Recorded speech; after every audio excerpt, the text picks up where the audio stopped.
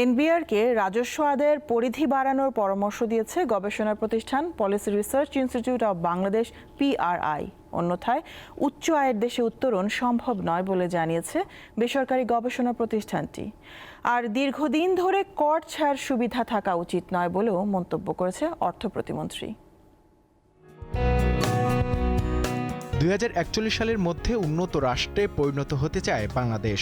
সেক্ষেত্রে 10% ওপরে থাকতে হবে জিডিপি প্রবৃদ্ধির হার, পাশাপাশি বাড়াতে হবে রাজস্ব আদায়ের পরিমাণ।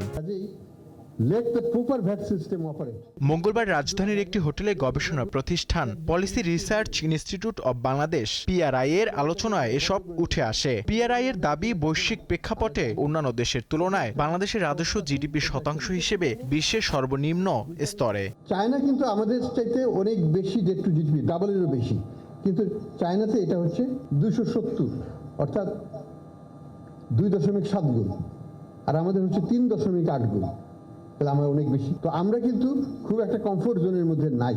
এই অবস্থা থেকে উত্তরণে রাজস্ব আদায়ের প্রক্রিয়া সহজ করার তাগিদ দিয়েছেন ব্যবসায়ী নেতারা। হ্যাসেল ফ্রি তখনই হবে যখন অটোমেশনটা হয়ে যাবে। আমি আশা করি এনবিআর একই জায়গাতে কাজ করবে। দেশের অর্থনীতিকে গতিশীল করতে ট্যাক্স জিডিপির আনুপাতিক হার বাড়ানো জরুরি বলে মনে করেন প্রধানমন্ত্রীর অর্থনৈতিক উপদেষ্টা। neither the tax collection nor the economy nor the business, সেজন্য এই gradual and timely adjustment of excellence থাকা দরকার। এনবিআর এর চেয়ারম্যানের দাবি, ব্যক্তিগত ও প্রতিষ্ঠান পর্যায়ে অনেকেরই কর দিতে অনীহা রয়েছে। দিতে না চাওয়ার নানা ধরনের কারণ আছে, শুধু যে ব্যক্তি পর্যায়ে তা না, কর্পোরেট পর্যায়ে এমনকি গভর্নমেন্ট প্রতিষ্ঠান পর্যায়েও কিন্তু অনবরত তদবির আসে এক্সেমশনের, মাফ করে দেওয়ার, ট্যাক্স না দেওয়ার। ব্যবসায়ীদের কর সুবিধা কমাতে এনবিআরকে পরামর্শ দিয়েছেন অর্থ প্রতিমন্ত্রী। তো 25 বছর ধরে সেই এক্সামশন রেখে দেওয়ার তো আমি কোনো যৌক্তিকতা দেখি না।